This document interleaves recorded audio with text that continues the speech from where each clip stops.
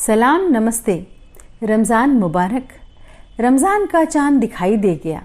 30 तारीख का चाँद है, इसलिए इसे ज़्यादातर लोगों ने देखा और दुआ मांगी। हर तरफ रमज़ान मुबारक हो की धूम थी। बच्चों में तो अलग ही जोश था। मोहल्ले की मस्जिद में बड़ी बड़ी लाइटें लगा दी गईं ताकि तरावी पढ़ने वालों को दिक्कत न हो। मुनिया बच्चों की अपनी चांडाल चौकड़ी के साथ हो हल्ले में लगी थी। सबके बीच मुकाबला चल रहा था कि कौन सबसे ज्यादा रोजे रखेगा। रोजे से ज्यादा ध्यान तो सेहरी और इफ्तार में चने पकौड़ी, समोसे, दही बड़े और फिरनी पर था। मुनिया ने गुमान में सबसे ज्यादा रोजे रखने का चैलेंज कर तो दिया, पर पिछले साल की याद कर डर गई जब रोजे रखने से वो बीमार हो गई थी और उसे अस्पताल ले जाना पड़ा था। भाग कर घर आई और बाप के पैरों से लिपट कर बोली, अब्बा ई बार हम रोजा रखेंगे ना। अबे काहे दिमाग खराब कर रही है, बाप ने झिड़कते हुए कहा। पिछले बार का तमाशा भूल गई का? न ठीक से सहरी खाए को है और न इफ्तार, रोजा रखेगी। चल भाग यहाँ से। मुनिया अपना मुंह लटकाए हुए घर के भीतर चली गई। घर जिसके नाम पर एक छोटा सा कमरा था, जिसमें एक कोने में खाना बनाने के लिए चूल्हा जलता था और उसका धुआं कमरे के हर सामान में रच बस गया था। बगल में एक कमरा और था जिसमें मुनिया का अब्बा यानी धोबी रहमत सोता था। वहीं लोगों के कपड़े इस्त्री भी करता था। कमरे की खास बात यह थी कि कमरे की छत नहीं थी। प्लास्टिक लगाकर ऊपर से ढकने की कोशिश की थी, पर एक हवा वाली बारिश ही उसे उड़ाने में कामयाब हो गई थी। उसी कमरे में लेटे लेटे रहमत आसमान के तारों को तकते हुए अपनी जिंदगी बेहतर करने के सपने देखता। आज भी वो वहीं लेटकर उधेड़ बुन में लगा था। सब लोगों की तरह रमज़ान के आने की खुशियां वो भी मनाना चाहता था, पर इस मौसम के बदलते रंग ने उसे बीमार डाल धंधे को चौपट कर दिया था। उसे तो दोहरी फिक्र खाई जा रही थी। मार्च के महीने में रमज़ान यानी सहरी और अफ्तार और खाने के जुगाड़ के साथ साथ बच्चों की फीस और किताब कॉपी के खर्चे अलग से। कहाँ से लाएगा वो इतने पैसे? सरकारी राशन से तो आम दिन में सबका पेट नहीं भरता। रमज़ान का भार वो खाक संभालेगा।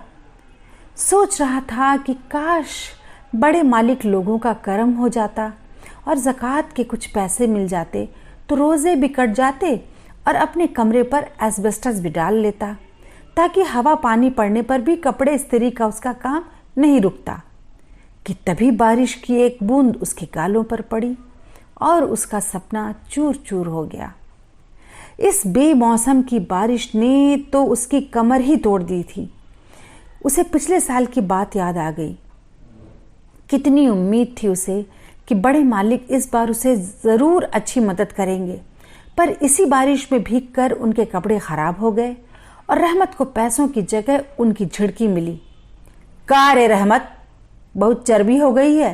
एक तो टाइम पर कपड़े नहीं देता और उन्हें भिगोकर पूरा बर्बाद कर दिया। एक को पैसा नहीं देंगे तुमको इस बार।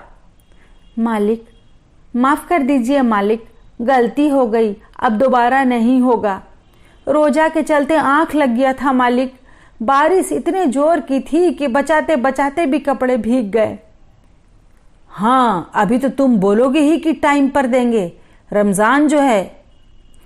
रहमत सोचने लगा कि कहीं इस बार भी पिछली बार की तरह उसके ख्वाबों पर पानी फिरा तो वो कहाँ से ईद पर बच्चों के लिए अच्छे कपड़ों, सेवई और फीस और किताबों का इंतज़ाम करेगा।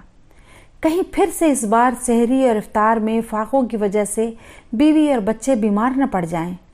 वह नम आँखों से अपने कलेजे में उठते दर्द को महसूस कर उसे पीने की कोशिश कर रहा था और दुनिया बनाने वाले से मन ही मन मदद की गुहार लगा रहा था कि ऐ पाक परवरदिगार, आपने मुझे गरीब बनाया, इसकी कोई शिकायत नहीं, पर काश हम गरीबों के लिए आपने अलग त्योहार बनाए होते ताकि हमें अपने बच्चों की अधूरी खुशियों को देखकर मलाल तो नहीं होता।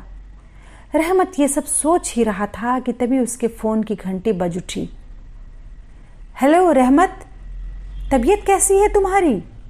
अगर ठीक हो गई हो तो घर आ जाना और रमज़ान के लिए कुछ सामान ख़रीदा है वो लेते जाना।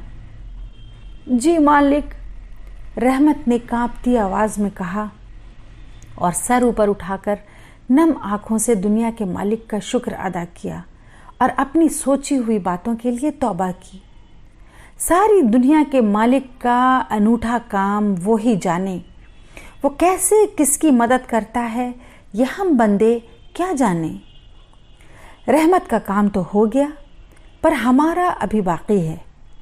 हमारे आसपास रहमत जैसे कई लोग हैं जिनके खुशियों का सामान परमात्मा ने हमारे पास भेज रखा है।